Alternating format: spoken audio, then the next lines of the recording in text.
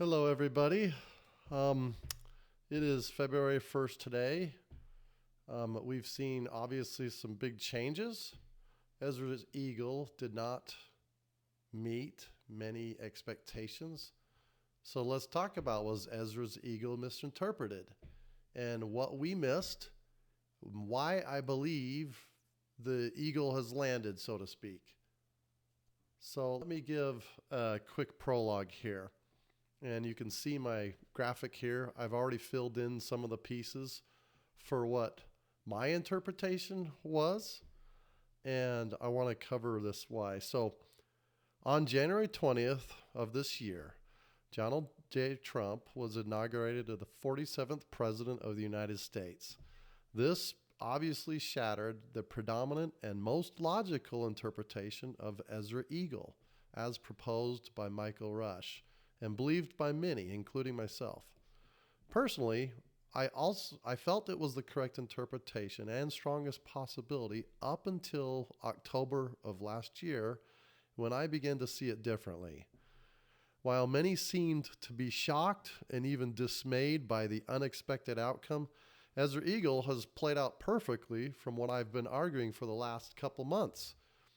I took a lot of flack for even suggesting another possibility to this interpretation, and it seemed like everybody just was all in and could not see any other way around it.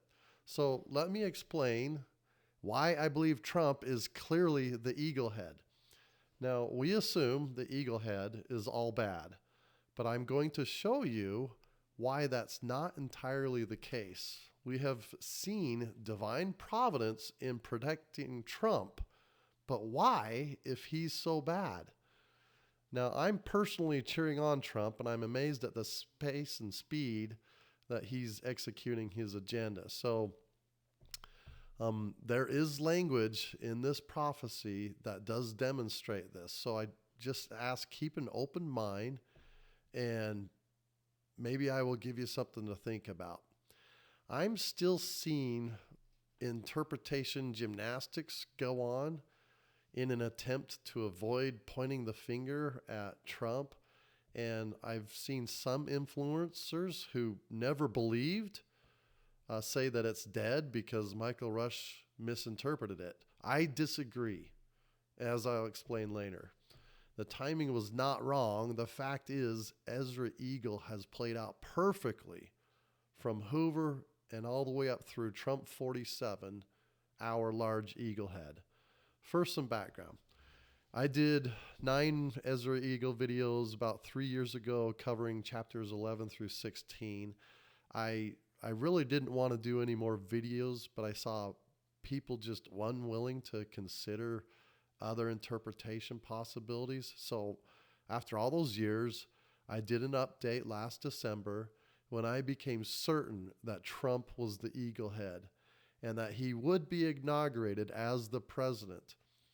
And as I mentioned, I got a lot of pushback on the theory. So I just left it with, look, if Trump is inaugurated, then we will finally know, and it will prove that he is the eagle head, because the next person to take charge is the eagle head based on the timing of this prophecy. So Biden became president in January of 2021, and I felt he would only last a year or two because of the prophecy saying he will be sooner away than the first, meaning Trump, and due to his cognitive decline. So this is why we say he would never make it as president to January 19th of 2025. And this seemed obvious.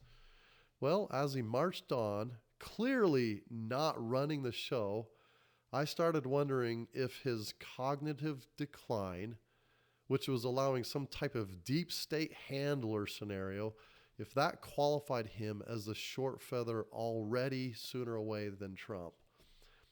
What that would mean, he could stay president in name only, but he could be president up till 2025 and disrupt the predominant theory. So what does this mean? Well, it meant I had to change my paradigm and start considering other possibilities. So I first needed to revisit and understand the nature of this eagle head and what political figures best fit its profile. And I'll be frank, for years I've told family, I've told friends that Trump has the perfect demeanor to be the eagle head. But I still felt something crazy might happen during the election cycle to take him out as a feather. Even so, I could not see any other political figure like Trump that would match the eagle head characteristics. And then it happens. We see Joe Biden. He is revoted as the incumbent presidential candidate by the voice of the people of his party. He was staying in the race. He's fit to continue. Literally, overnight, a week after this horrible debate performance in July, where it seems like his handlers finally allow him to debate, and I think intentionally to expose him to everyone due to his lagging poll numbers, he finally steps aside. And deep state party leadership seemed to subvert the will of the people and push him out as a candidate. And maybe with blackmail or something, it just was so abrupt. This is not normal. And this was clearly a moment that we could point at where he became a short feather. Why? Because we now see there literally was no other event that made him sooner away than this incident. So after Biden stepped aside, Kamala becomes the candidate. So I knew she was probably a third feather.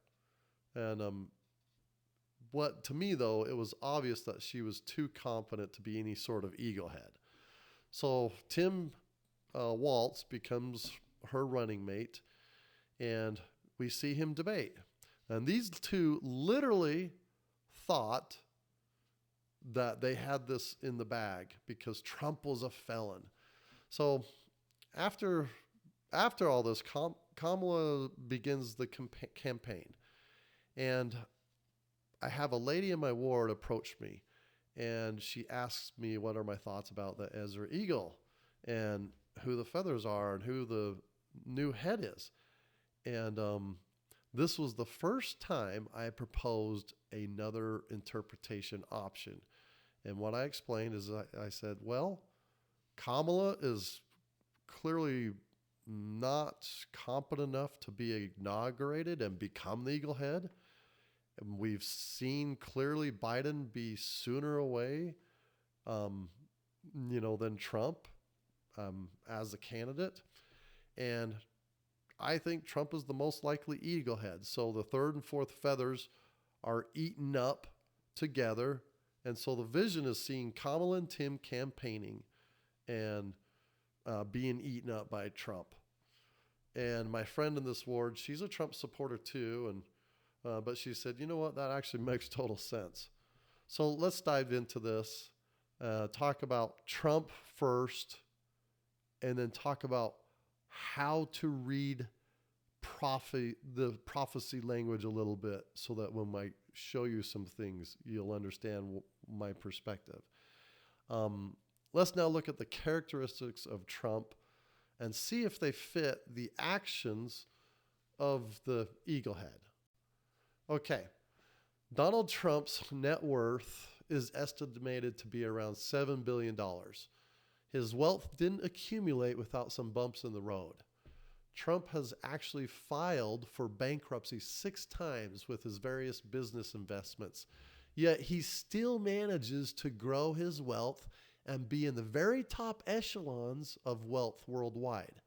He certainly isn't the richest, but it's safe to say that no one has ever branded their name to symbolize power, wealth, and success like Donald Trump.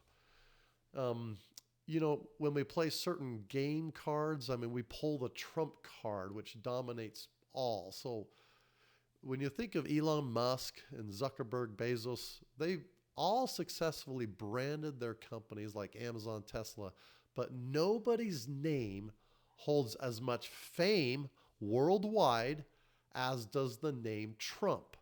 Trump branded his name and himself to be synonymous with wealth and power. And I don't think that's a coincidence. So Donald Trump, in my mind, has reached the ultimate pinnacle of success in the business and financial realm.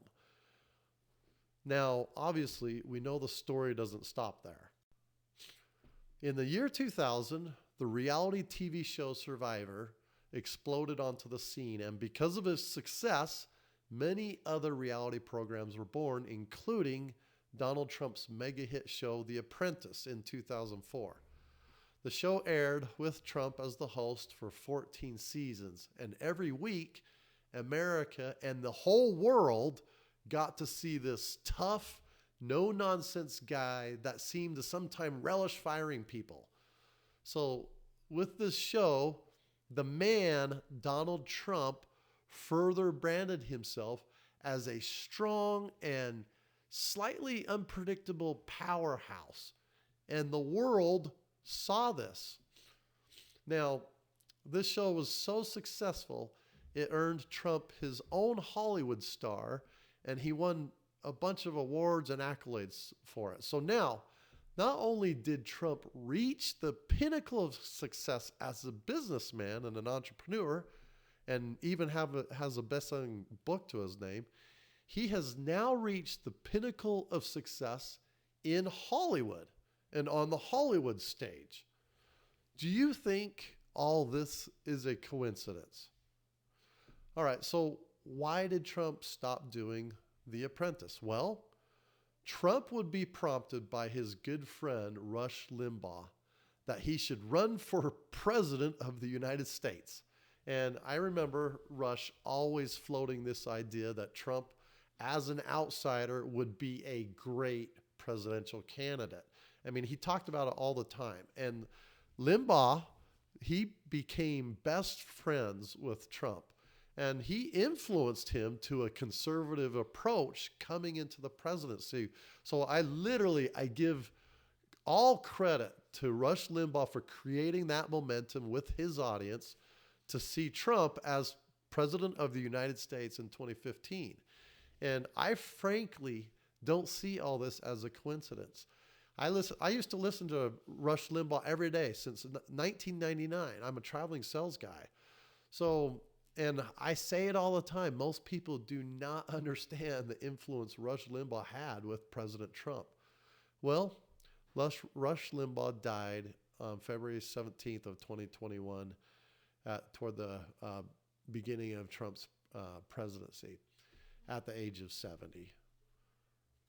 Okay, so let's go back. So Trump enters the political race as an absolute outsider. He was not a politician.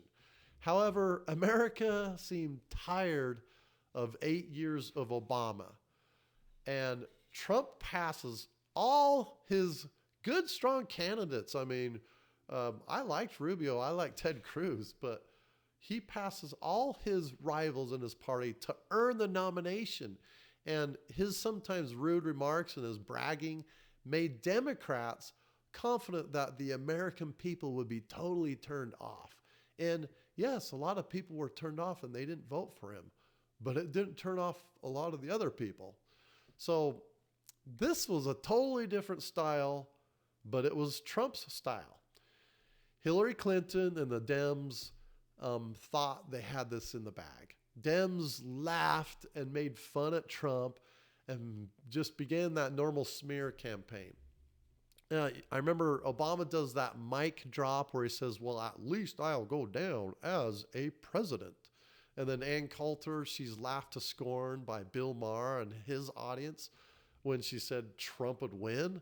Well, the night of the election comes and the voice that came from the body of the eagle, meaning the citizens, spoke. Trump wins the election, to the absolute shock and dismay of his rivals and the Democrat Party. I mean, they were absolutely blindsided, as if it was Mike Tyson that had just punched them in the face. So now it's commonly said that the most powerful person in the world is the President of the United States. I mean, think of the House and the Senate, them having larger diluting numbers intentionally designed to present the will of the people through debate and process. But the President of the United States hires his cabinet, and if they don't conform to his wants, he can fire them. And, I remember as an example, Rumsfeld telling journalists, Rumsfeld worked for George W. Bush, but he was telling journalists that he serves at the will and pleasure of the president, indicating that the buck stops with the president. So now, with these absolute shocking results, Trump had just achieved the ultimate pinnacle of success in the political realm. Do you think this was not divinely orchestrated? And I know that's kind of strange for some people to say, but I'm going to explain what I mean. I mean, what I'm saying is, do you believe God is in charge to bring about his purposes? All right, now add to this unprecedented success of becoming President of the United States 45, we just saw Donald Trump inaugurated for a second split term, which has only happened one other time with Grover Cleveland in the late 1800s. In my mind, Trump, frankly, is the most successful person in the business realm, in the Hollywood realm, and now in politics. There has never been anybody like him. And I'm talking about success in terms of the world's priorities. I certainly think many religious figures are the most successful. But why? Okay, so Trump wins, Trump 45, and deep state mode engages to destroy Trump when he first takes office. For the next 8 years, we have never seen anything like it. I mean, you cannot show me anybody who was so hammered and kept on coming back. He was impeached over a fabricated, fake Steele dossier. That is now proven. He was impeached again while he was leaving office for the alleged January 6th insurrection. And that's a first time ever for 2 impeachments. Conservatives felt that there were some election shenanigans and not a single investigation done, not a single charge made.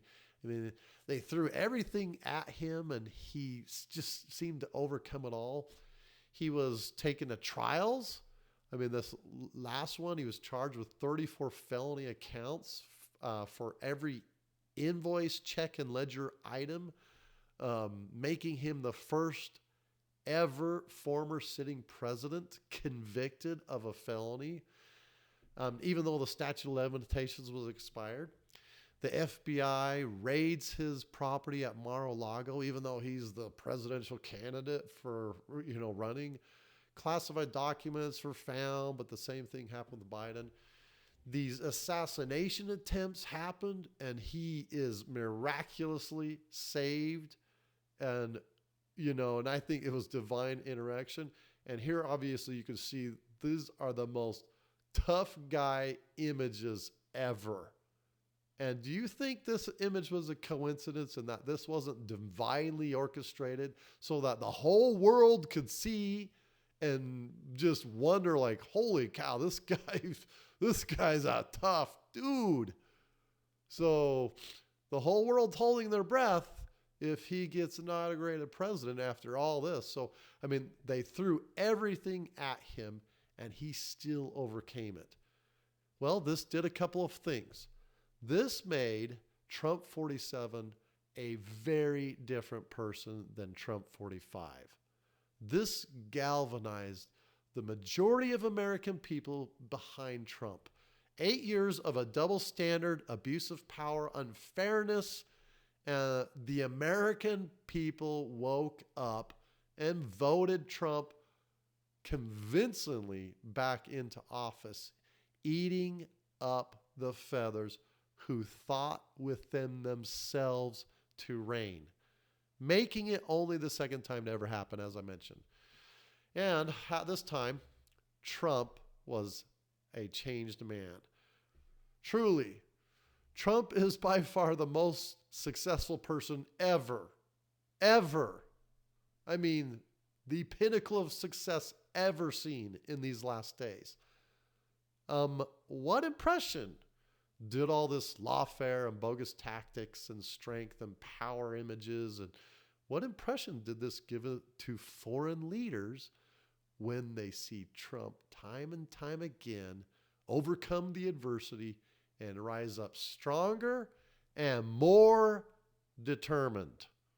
I can assure you, this head put the whole earth in fear. Okay. I mentioned the divine orchestration of the Lord, even with certain leaders like Donald Trump. And let me explain. So I made the claim God seems to have authored and orchestrated Trump's entire life. Some may question that. And let me ask this. Does the Lord in Scripture ever talk about him, the Lord, destroying the wicked? Or having the Israelites destroy the Canaanites? Or does he talk about allowing a chastening of his righteous saints to keep them humble and focused on the Lord? I mean, if you read Scripture, you will see that the Lord, every single time, claims authorship and ownership in every scenario. In fact, I would challenge you to find one instance in all of Scripture where he doesn't. So truly, the Lord is in all the details and orchestrations, including the destruction and punishment of the wicked in the last days. So the Lord is the one that will allow the absolute power given to the Antichrist to destroy and refine the saints and to delineate between the wheat and tares. I mean, he will author all of it, but he has to first create this unprecedented eagle head to make the many changes and renew many things to set up this ultimate beast system, which creates this power for the Antichrist to oppress the saints. Let me give you kind of another example. It's similar to this, but we remember when Joseph Smith goes into the sacred grove to pray and he's first smothered by Satan. Do you think that was a surprise to the Lord? Was the Lord like, oh my gosh, Satan's smothering Joseph Smith? And no, the Lord certainly could have prevented it, but he needed Joseph to receive the absolute knowledge and testimony of an opposing force that will try to destroy him and the work his entire life. So this preparation was necessary for Joseph to have, and the Lord authored and allowed this to happen. He knew this was going to happen. And he let it be so. All right, so my point for sharing this is that all the double standard and unfairness that seemingly was going to take Trump out and solidify the resolve of the American people and Donald Trump to reverse course at breakneck speed. Trump 47 is indeed a different person than Trump 45. And the whole world was watching and knows it. The Lord gave the success and created the images of Donald Trump. Okay. Now that we know about Trump, we really need to understand how to read, interpret historical prophecies like Ezra, because I'm seeing people come up with crazy interpretation gymnastics and stuff. So I just want to cover this real quick.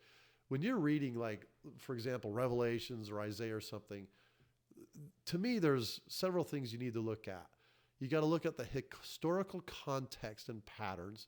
You got to look at the accurate and correct translations. Look at the word definitions. Look at it allegorically. Then look at if there's parables, and then look at if there's literal sense. Look at literary structures.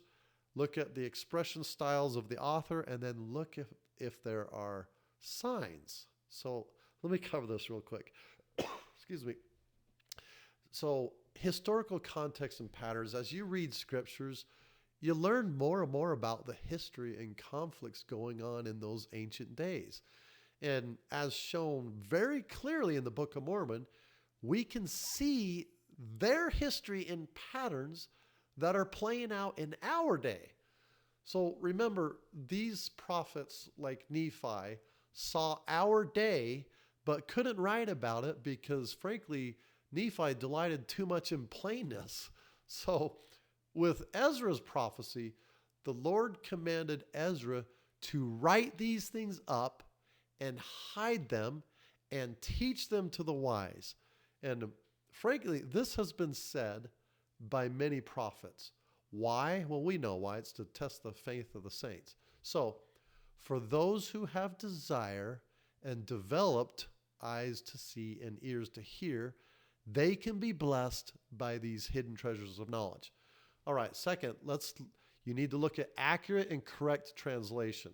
So we saw Joseph Smith take the Bible and correct many interpolations of man in its translation. And frankly, I love reading the Joseph Smith translations, which prophetically clarified many things. And I just wish he had time, to do this for all scriptures, including the Apocrypha, but frankly, it just wasn't needed. It wasn't his priority. He had a much bigger work to do. And so when reading ancient text, do the needed diligence to determine the source and how it was translated. And frankly, Michael Rush, he's doing this Book of Enoch series, and he explains this phenomenally. Okay, word definitions. This is a big one. Now, I've read all these apocryphal books and the standard works many times, and frankly, I'm fascinated by it. It's all I read. And what I have found is that the more I read, the better I begin to understand their language and their style and their meaning. And it starts to make more sense as I learn their history, their culture, their styles of expression. I also served a mission in Spain, and I learned Spanish. And that was significant in helping me understand that there isn't always a perfect crossover translation from English to Spanish. And sometimes the same point that you want to get across is expressed in a much longer or shorter way between the languages. So my one caution, and I've seen this so many times, but my caution is to not put a hard box definition around language and meaning of terms from an ancient script that has been translated to English. And let me give you an example. Michael Rush did a YouTube video just before the election where he stated that the prophecy says there was one set up, but shortly it appeared no more. So Michael then goes on to explain that it says he appears no more, therefore he cannot come back into office. And when he said this, I was cringing. I love Michael Rush, but I was cringing and thinking, man, he's in for a shock in a couple weeks when Trump gets inaugurated. And the more, frankly, this phrase, appeared no more in the translation, it only means that his time in office at that time had ended. It was over. So frankly, that term was used for previous feathers, meaning their time has ended. So Michael Rush kind of put this hard box interpretation around that phrase, and that's what threw him off. Let me give you a few other examples. Ezra Eagle, you will see that sometimes feathers and wings get used interchangeably. And if you like put a hard box around that and try and apply your definition, say, okay, now this is talking about a wing, but now it said feather, it didn't say wing, it said feather. And I mean, this is going to confuse you. This is where we start getting interpretation gymnastics. Okay, and another example, Ezra Eagle also uses the word kingdoms and kings interchangeably. So people have kind of been led to believe that, it could be another country or not individuals or something. And it's throwing people off. And that's why they got these crazy other interpretations that just don't make sense. Occam's razor, what's the most obvious possibility? All right, so when reading these prophecies, stay open to all possibilities. Don't lock into it's only this way and I'm going to argue and debate it. I never would argue and debate a future thing. I says, I see this way, but I could also see that way. I've always maintained two possibilities, but as time gets closer, then I started leaning more strongly towards one from what I could see. So don't go all in. Then go back to the prophecy as history plays out, reread it, and you'll have more and more given to you. So I've probably read Ezra's Eagle 50-ish times in the last 8 years after I had read Michael Rush's book, A Remnant Shall Return. I think he published that book 10 years ago. Okay, allegorically and parables and literally. There are many stories, in these prophecies that give allegory and parable story timelines to teach us. And Ezra Eagle is no different. Clearly, the three-headed eagle coming out of many waters refers to the birth of America and the soon to be the most powerful nation on earth. And many waters often refers to many peoples.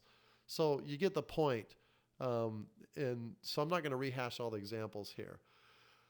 Also for prophecy, look at literary structures like chiasmus. And I'm not going to go into this, but Rhonda and Farrell Pickering, and they're not LDS, but they do a fantastic job explaining literary structures and patterns.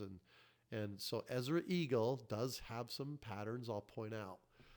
Look for language and expression style of the author. So remember, when Nephi was commanded to stop writing, what was he about to write was only reserved for John to write in Revelations.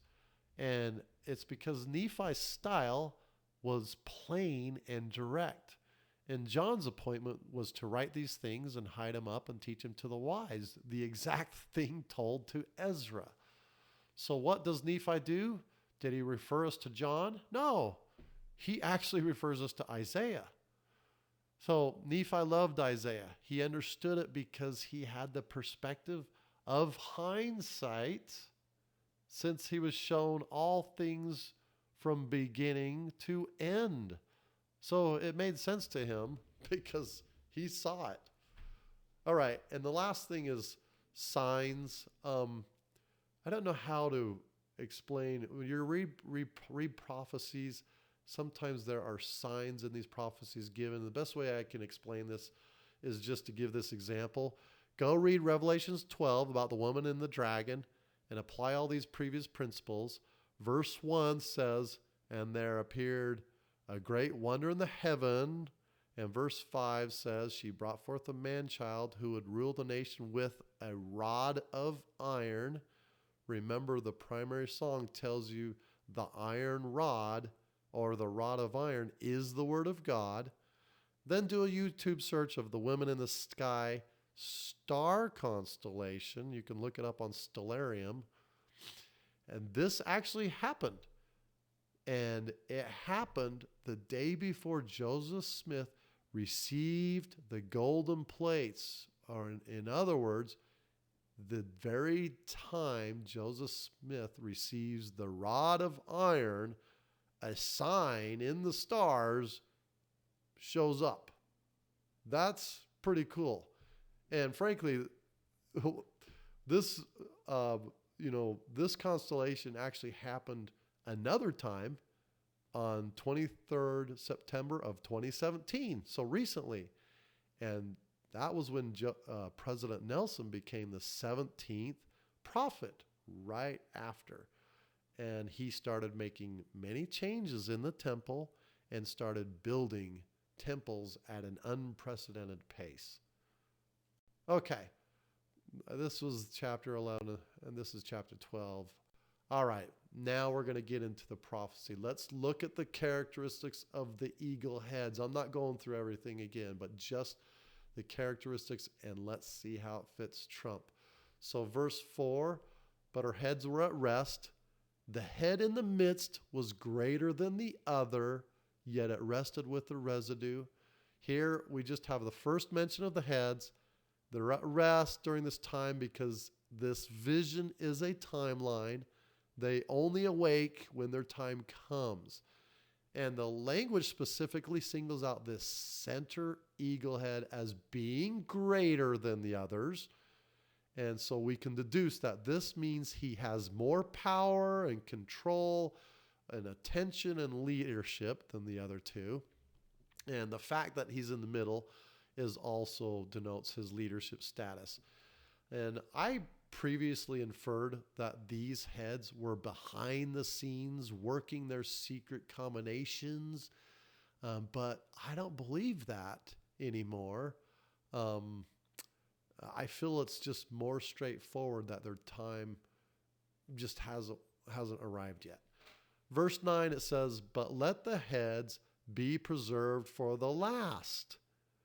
And then number 10 is going to be important to remember all throughout this prophecy. It says the voice went not out of her heads, but from the midst of her body. Okay. The angelic interpretation over here, what we learn about this is, as for the voice which thou heardest speak, and thou sawest not to go out from the heads, but from the midst of the body. There's the interpretation thereof. That after the time of that kingdom, there shall arise great strivings, and it shall stand in peril of failing.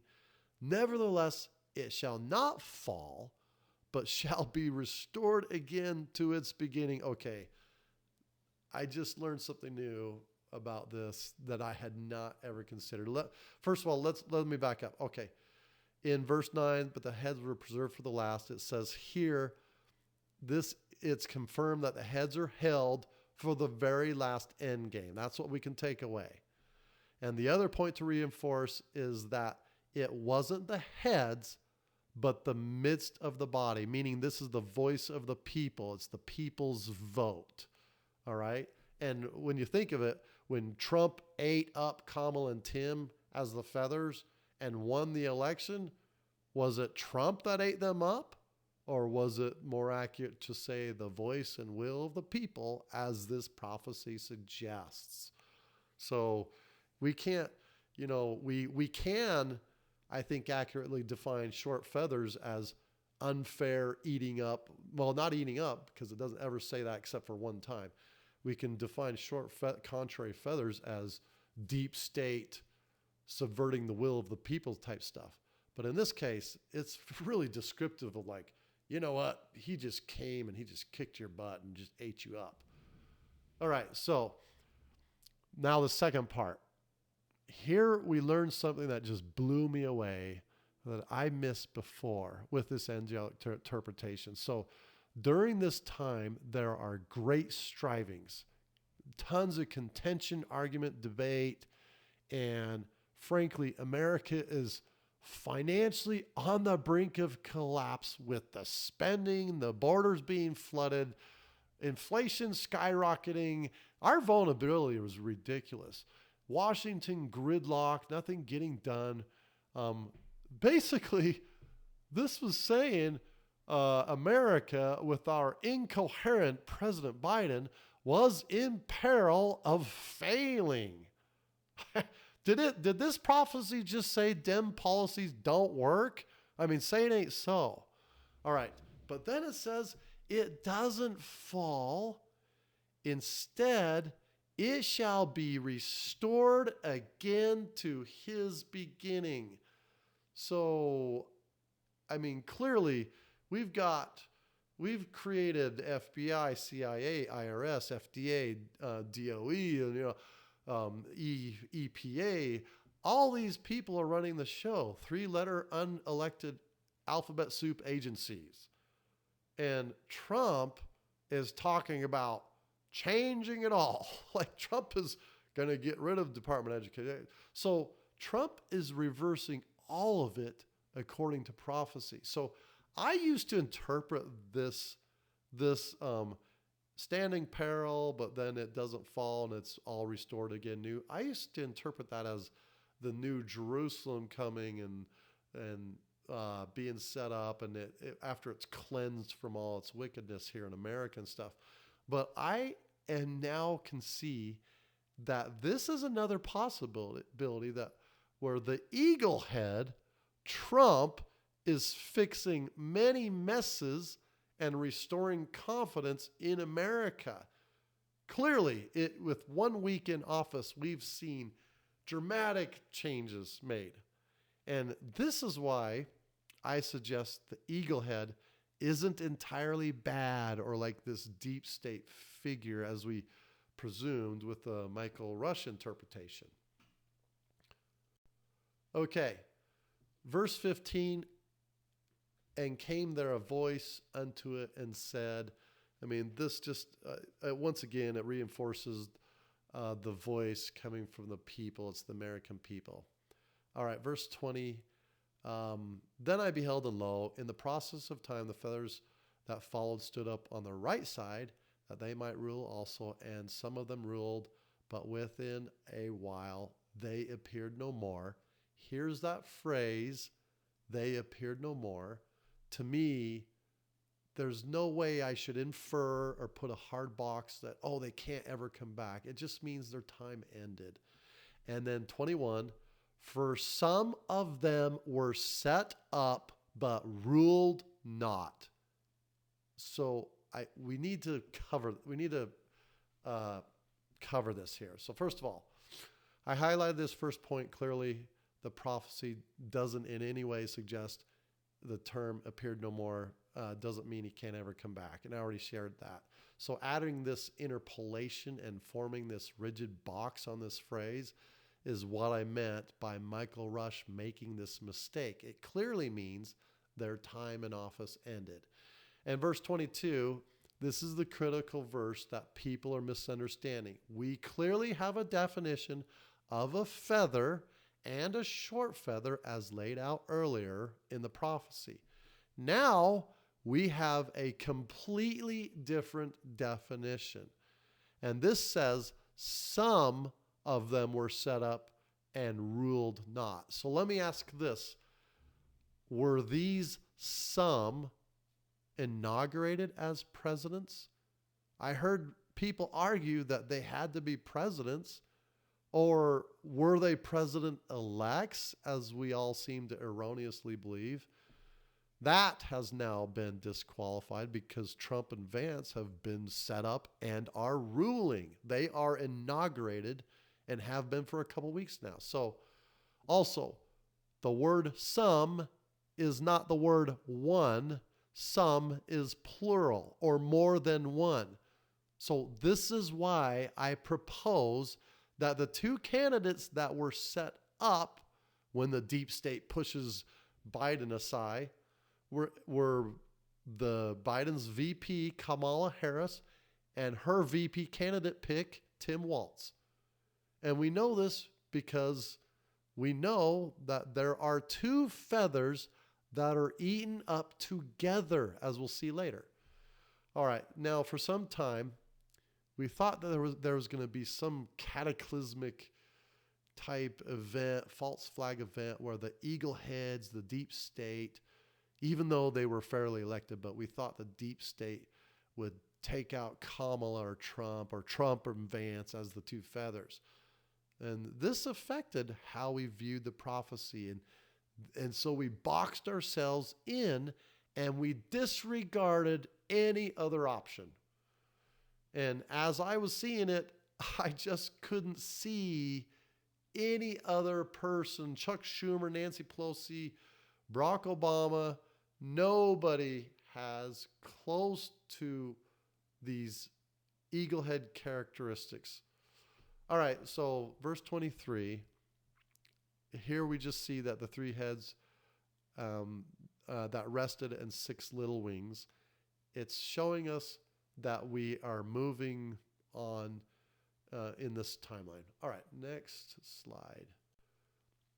Okay, here we get into it. 26. And I beheld, and lo, there was one set up, but shortly appeared no more. Donald Trump, 45. And the second was sooner away than the first. And I beheld, and lo, the two that remained thought also within themselves to reign.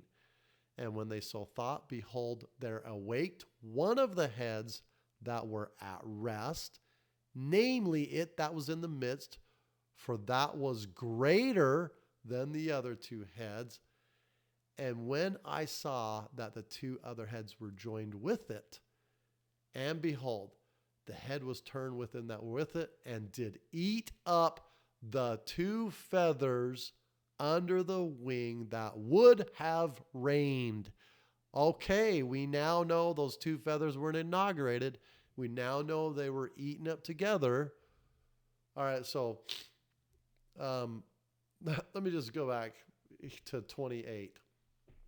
When it says, I beheld, and lo, the two that remained, look what just happened first. The second was sooner away than the first. He was sooner away in July when he got pushed out. And then look at what it says here. And I beheld, and lo, the two that remained. Remember, Kamala's the vice president. She's his running mate.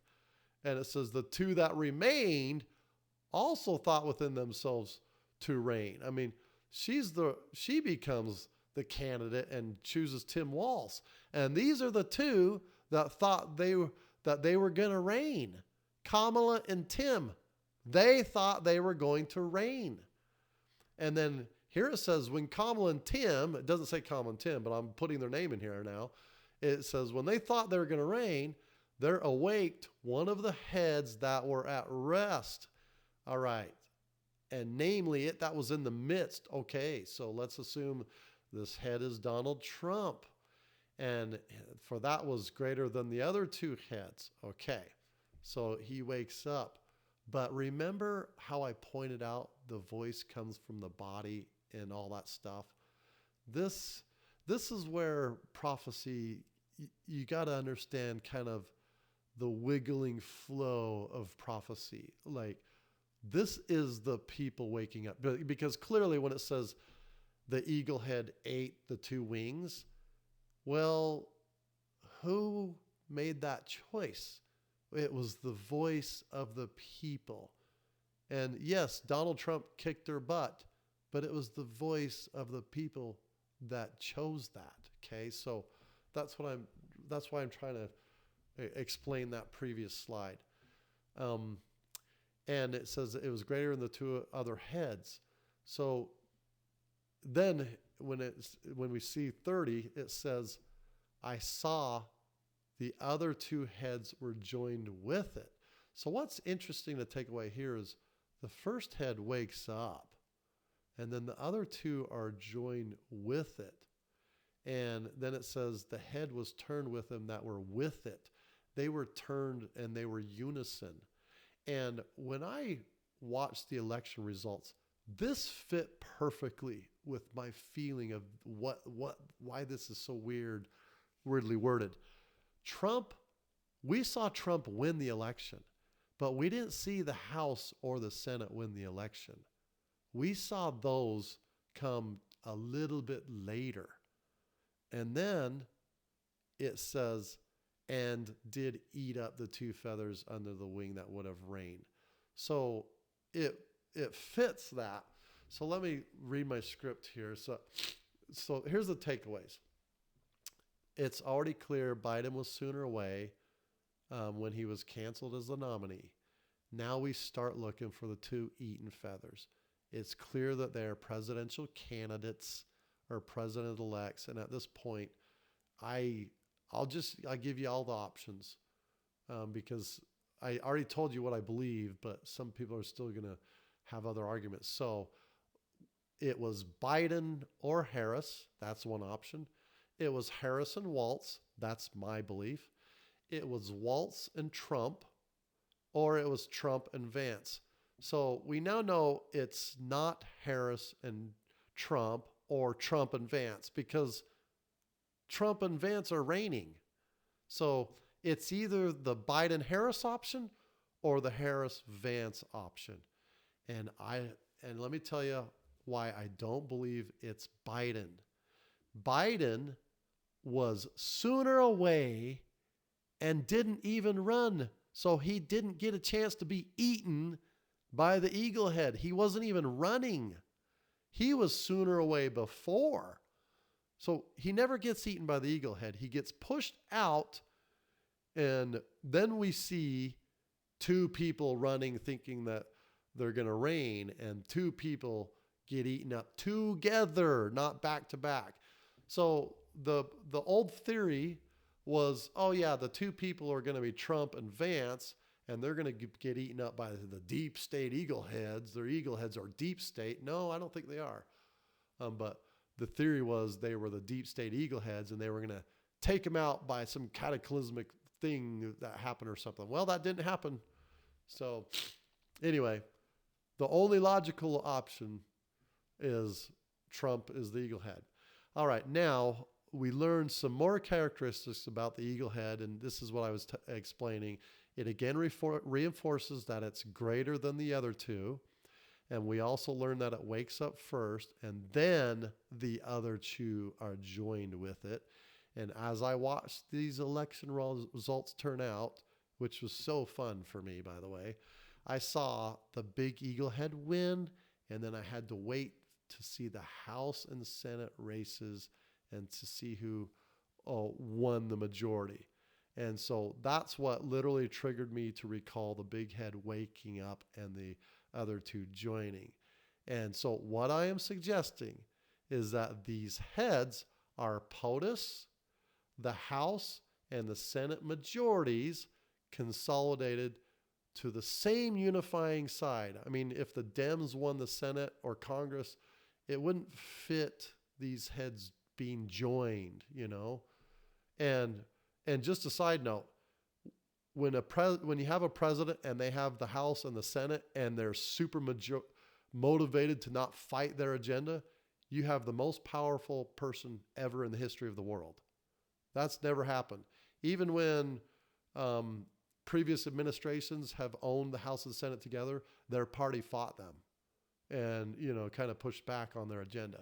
This party is consolidated. So here's where you have to understand how prophetic vision also works sometimes by applying some of these points I discussed earlier. So sometimes there are dual meanings and character changes during a prophecy. So let me give an example. Babylon was clearly a wicked, riotous city. It's a literal city and a people. And then when you're reading the prophecies, it morphs into a future people and their wickedness and their state. And these future people have these same characteristics of this literal ancient Babylon city. So this is how we understand when we're talking about Babylon, and it's referring to us in the last days. America is Mystery Babylon in some of these prophecies. So there are many other examples of prophecy definitions involving into deeper meaning. So you can start to understand prophecies through the passage of time. And so I can't get into all this, but research, but you can conceptualize that. So for now, I'm proposing that the eagle heads are clearly the House, the Senate, the President, which is the current Republican Party. But I propose that these heads will morph into the Republican administrations. One last point. How much power does this political party have when they own the President, House, and Senate? You're seeing it, folks. It perfectly fits the language of making many changes and restoring America to its beginning. Okay. Now we learned some big characteristics of the eagle head. This head put the whole earth in fear and bear rule in it over all those that dwelt upon the earth with much oppression. And it had the governance of the world more than the wings, meaning feathers, that had been. And then after this, and lo, the middle head appears no more suddenly like the wings, and then there's two more. And they also in like sort ruled upon the earth. So I'm going to point out a couple things. All right. First, this eagle head put the whole earth in fear. Did the world not just see Trump totally abused, but still rise to power? I mean, Hamas immediately calls for peace. Trudeau resigns. Other world leaders resign. I mean, Hamas agrees to release hostages because Trump says all hell will break loose if they don't. I mean, at this point, it's painfully obvious that Trump is the eagle head, but let's continue. Second, it says, we learn, and bear rule over all those that dwelt upon the earth with much oppression. Is Trump perceived as oppressive to liberals? Is Trump implementing the new External Revenue Service? Is that oppressive to foreign countries with all these new tariffs? Might be. I mean, they totally depend on the U.S. as consumers. Is Trump rounding up all these illegal aliens seen as oppressive to all of them and to their home countries? I mean, there are bad guys sent away, but there are certainly some good people that happen to be here legally, but they're being sent away. So do they see him as oppressive? Does Ukraine, Russia, all these countries reaching out, trying to soften blows and amend ties, do they see Trump as oppressive? I mean, I can see this. I mean, he can be that. All right. Third, we learn that he had the governance of the world more than all the previous wings, which are presidents, feathers. So why and how does he have more power? Well, he took crap for 8 years, just unprecedented. So he now won the House and the Senate, and they are more firmly behind him and his agenda than any president has ever had. And I'll give you the example. Remember Nixon? He became a short feather because he's pressured to leave office by his own party, making him that short feather. So Trump has the will, has the resolve, and the motivation to do everything at breakneck speed. All right, fourth, we learn that Trump will suddenly and maybe unexpectedly disappear, and the next two heads will continue ruling like Trump does. So two things that we can take from this is that these two are from the Republican Party. We can infer that, at least for now, that this is J.D. Vance. If Trump dies, J.D. Vance would become the president.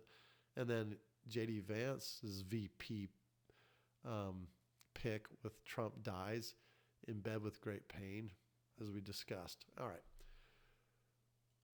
Next slide.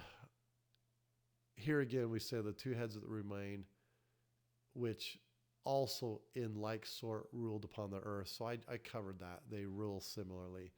35, the head upon the right side devoured it that was upon the left. Ouch.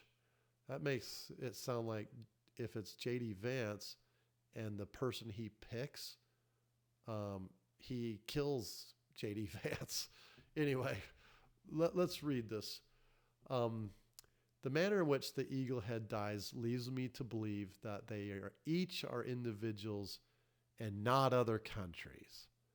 I mean, we can't put this hard definition that it says kingdom. So that definitely means another country.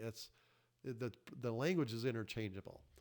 So applying my symbolic and allegorical logic versus a literal logic, maybe this means something more like POTUS being dissolved or America overrun. I just don't know.